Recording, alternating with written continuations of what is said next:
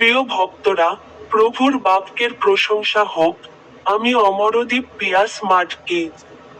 আপনাদের সকলকে আন্তরিক শুভেচ্ছা। আজ মার্চ মাসের 16 তারিখে আমি বাইবেলে তার একটি বাক্য থেকে কথা বলবো। কলসীয় অধ্যায় 3 পদ 13।